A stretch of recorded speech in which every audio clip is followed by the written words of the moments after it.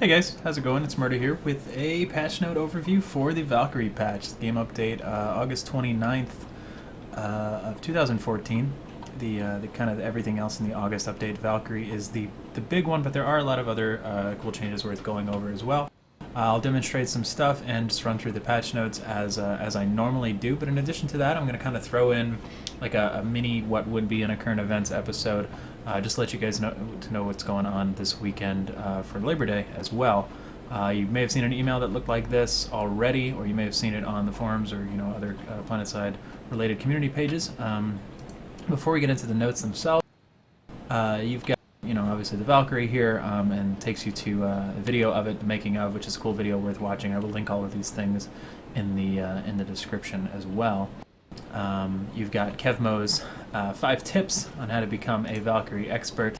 For those of you who don't know, the new aircraft, the newest vehicle in the game, the only post-launch vehicle other than the harasser added to the game, so it's been a while. And he gives you some of his input, KevMo, weapon designer, if you don't know Kevin Moyer, on handling, the fact that it doesn't have an afterburner, relies on vertical thrust, intended to fly low to the ground, and so on and so forth.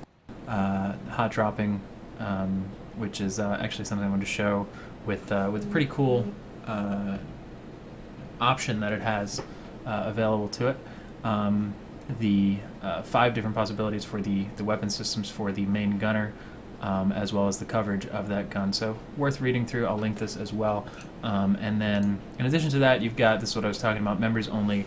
Another WXP weekend going on right now, Friday through Monday night, essentially, for Labor Day holiday, ending Tuesday, September 2nd, as well as 25% off for members only in the depot. In addition, there's normally a 10% discount for members. You now get 25% for the next few days. So make sure to take advantage of that if you're thinking about buying anything, or even if you aren't a member, but you might want to subscribe for at least for the WXP weekend over the next 4 days, and you'll actually re-up. If you only buy like 1 month of subscription or something like that, there's going to be another members-only WXP weekend in September that you'll probably also hit with that same 1 month. So not a bad time to do so at all. Plus, you can get the 25% discount off anything you buy in the depot. So that's what's going on this weekend. Really exciting stuff. I'll be probably hitting my BR100 on my 4th character on my Connery VS with Future Crew this weekend as well. So that's really cool. But anyway, the notes themselves. Valkyrie, as we were talking about, new NS vehicle, same for all factions. 6-person aircraft is what they actually ended up going with. It was going back and forth between 4 or 6. You've got 1 pilot, dedicated pilot, doesn't do anything else, doesn't have any guns, kind of like the PlanetSide version of the helicopter, if you will, and 1 main gunner that has access to 1 of 5 different guns at launch, which I'll show you, and 4 rumble seat passengers that can fire your own weapons out. So that's actually pretty interesting, like you see with the 2nd seat on the Flash or the 3rd seat in the harasser, for instance. To jump into game real quick, this is what it looks like in here. And then your choices are pretty standard. You've got your hover frame, you've got the evasiveness frame, which is cruising speed, so I guess it's kind of combining a little bit of racer with vertical thrust and roll rate. And you've got your typical composite armor, auto repair, V-stealth, and then here's what was interesting. You've got your typical decoy flares, fire suppression, and scout radar, but you also have squad logistics system, which is really interesting. One-time purchase for only 100 certs, allows you to respawn inside the Valkyrie as long as the squad member's inside. Same mechanic that the Galaxy and the Sunder come standard with now. And you don't take fall damage for bailing out a la Galaxy as well, or go flying. So it's kind of like a advanced ejection seat for your entire squad. Pretty cool stuff that they tossed that on there, especially for working with a half a squad with the 6-person type vehicle. And then for the weapons, you've got, and I won't run through all of them necessarily in great detail, but you have 5 different options here. I know the wire guided missile is a popular one. Think similar to an AV turret for an engineer. You've got your rocket pods, similar to maybe like half a salvo of rockets that Reavers and mosquitoes and scythes have. You've got your M20 Wyvern, which is kind of a heavy version of like the Basilisk or the Drake, if you will, typical machine gun, 20 millimeter. You got your Hellion, which kind of reminds me of a Vulcan, if I will, And I'm just kind of giving you things to reference as far as how the weapon works. It's armor-piercing machine gun here, and your anti-infantry explosive rounds a la Banshee, and I'm just using those as really, really loose comparisons. I wouldn't expect to put this on and think you have a Banshee on it, or put this on and think you have a Vulcan on it, specifically in terms of the stats of those weapons, but just to give you an idea of kind of the different alternatives that you have available to you.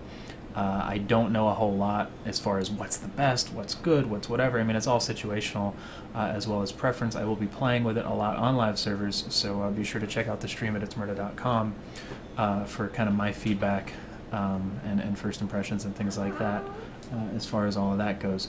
But I'm not going to sit here and say, oh, this is bad, this is good, or whatever, just because I quite frankly don't have enough experience with it just yet to tell you. But I am in one at the moment in VR.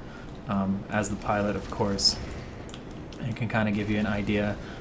It's meant to be, more agile and whatnot than the Liberator, but not quite an ESF. I do have the wire-guided missile on at the moment, so if I hop into seat 2 here, you can see what this looks like. I have thermals on it, and you can control it with your mouse like you would the Ravens or the NGAV turret, which is actually a pretty fun option always for the helicopter type approach. I am light assault at the moment, so I don't think I have anything exciting for the rumble seats, but this is basically what it looks like. You could certainly have rockets and whatnot in here, and I don't know if Maxes went live with it or not. It's probably something I should have checked. I know at a certain point people were talking about rolling Maxes in the rumble seats. Don't know if you actually can or not, so take that for what it's worth. I was told that you could, but I haven't actually tried it myself. Perhaps if they did change it, it was like that at one point, but then changed back. But whether you can or can't, that can actually be quite devastating with 4 rumble seats if you have yourself some Maxes in there as your own sort of defense. But even if not, you can have heavies with strikers and other sorts of lock-ons, or even just dumb firing rocket launchers out of there. That was always kind of fun and in bad company too. Shooting out the side of any of the helicopters with Gustavs. But anyway, that's beside the point. It's nonetheless, I think, a pretty fun vehicle, a good choice as far as something to add to the lineup that we have existing. And I'll let you guys try it out for yourself. You can head on over to VR Training and see any of the other weapon options and whatnot if you are so inclined. Like I said, more feedback to come when I actually get to use it in more of a live setting in the days and weeks to follow. Getting back through the rest of the notes here, I might just totally explode, who knows. There are new ribbons and medals, largely geared towards squad leading and platoon leading. Basically, you can read through them yourselves, but they're awarded either to platoon leaders or squad leaders for actions of their squad or platoon. Basically, people who are below BR20 earning squad EXP bonus, as a mentorship sort of thing. Within 50 meters, you get a ribbon for. Or player under BR20 gains a battle rank in the squad within 300 meters, so on and so forth. Of course, you can kind of manipulate that a little bit if you're playing with friends with new characters or something, but I think the point is there that it should be for people who lead a lot of public platoons or even outfit platoons and squads and bring new players into it. So that's pretty cool incentive. Likewise here with 500 squad EXP generated by players in the squad if the squad leader is within 300 meters.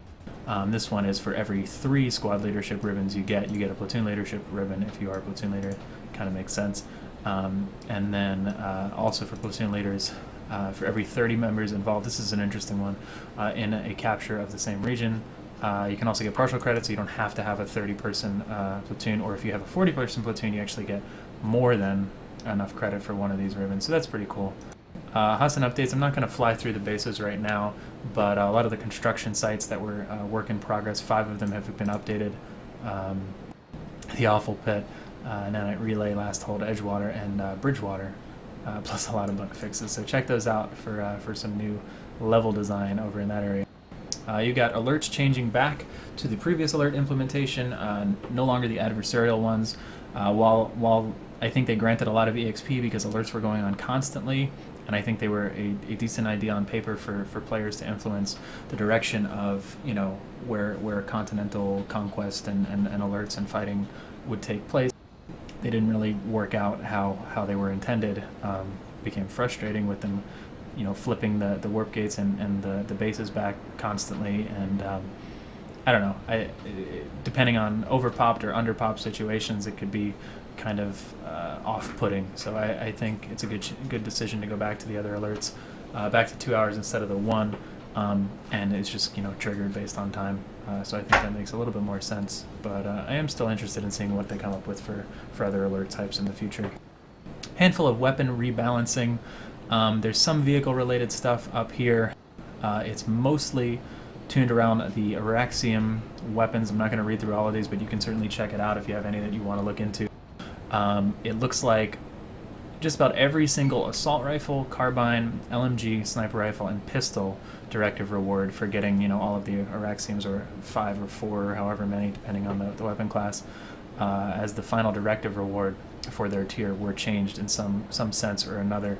More or less, of course, trying to improve them in various ways, changing recoil, cone of fire, hip accuracy, so on and so forth, really just dependent upon the weapon. I think the big things to note are, well, I guess there's a few things, but one of the biggest things is that the VS weapons, in particular the Eclipse and the Beetlejuice, and the Dark Star, the assault rifle, carbine, and LMG, all have a heat mechanic now added to them, similar to engineer turrets or other things that use heat mechanics, where you don't actually have a set ammo, you know, allotment in your magazine or anything like that. You'll watch the bar fill up in your ammo, and, you know, if you stop firing, it'll start going down, or if you hit the reload, it'll trigger a reload animation and it'll reset, which is pretty interesting. I think that's good to be setting aside the weapons a little bit differently, so that they're not so similar to the other empires.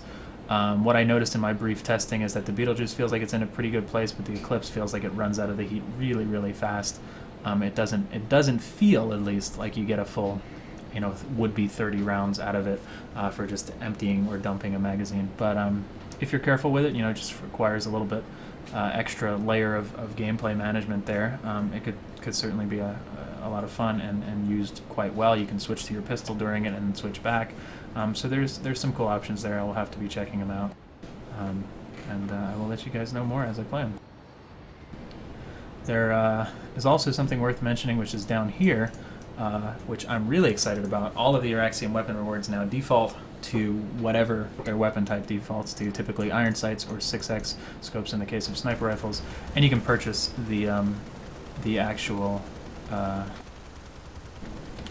that sounds pretty obnoxious. You can purchase the actual scopes for them like you would for any other weapon, which I think makes a lot of sense. I understand the whole, I don't want to say forcing, but having designated loadouts, but being somebody who exclusively uses 1x scopes, previously they had 3.4x's on the assault rifles, and that just immediately made me not even consider using them, just because I didn't want to have that 3.4x forced upon me. I think a lot of people felt that way, one way or another. So scopes are definitely a matter of preference, and I'm glad that they made that change, so we can, you know, enjoy all of them however we so prefer, scope-wise. In addition to that, a few other things. Hassan themed camo bundle was added to the depot. For what that's worth, they this is pretty cool. Notified if you recently spawned at a Sunder, if it's been damaged or destroyed, rather than having to, you know, go and look up in the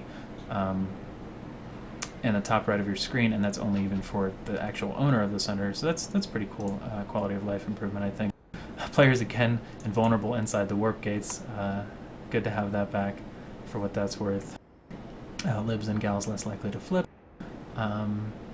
Just for what it's worth, just a heads up here, outfits that have not had any player participation since January 1st have been removed. That might mean your desired outfit tag is available. You might want to try it. It might mean if you happen to have a inactive outfit, you might want to check it, maybe need to recreate it. But just a heads up on that front.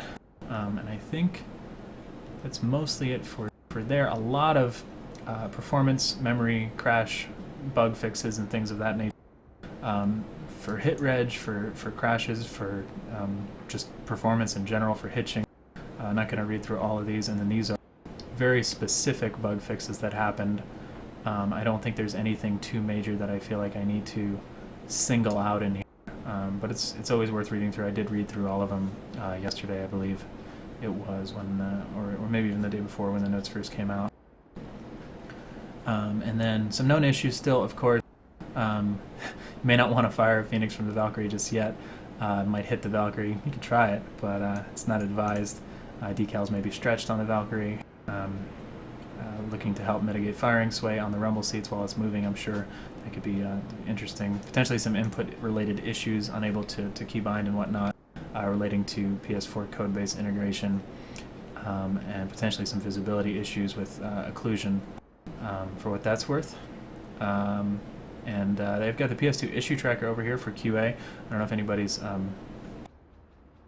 knows anything about it, but you can check it out at ps2issuetracker.com. Very, very helpful, both if you're somebody who likes to do a lot of QA, report bugs, help get things fixed, as well as it's apparently been extremely helpful for SOE, so they're just thanking folks for that. And then just some additional stuff here that has been mostly fixed. The one that I do want to mention is that the directive counts resetting bug that's been plaguing many people for the past couple of weeks. Of course, very irritating. Seems like it's finally been fixed, so I just wanted to give you guys a heads up on that one. And I think that's about it. Hop in game and check out the Valkyrie. Let me know what you guys think. I'll certainly be streaming it over at ItZMuRdA.com this weekend as much as I can during WXP. I'll be flying it or gunning it or whatever, and just kind of getting a feel for it. Even though I'm not a huge vehicle person, I am still always interested in checking out the new stuff and kind of forming my own opinions, giving feedback to the viewers and whatnot. So I will see you guys over there at ItZMuRdA.com, and let me know what you guys think, what you're looking forward to, what you're happy about or unhappy about. And I will see you around. Have a wonderful Labor Day weekend. Get your membership, or if you are a member, hop in there, get some discounted items in the depot and some WXP. I will see you guys around. Have a good one. Take care.